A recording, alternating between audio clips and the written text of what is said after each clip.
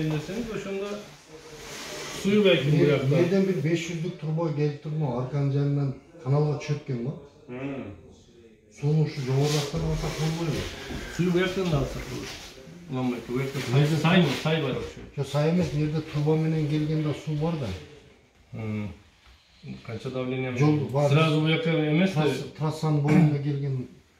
Ya bu yakta bir huduk katarı bir eme içineke çok emez. İçineke bir eme cazayıp turbadan hoşuna düşürüp hoşundan nasıl suyla soğursak olur.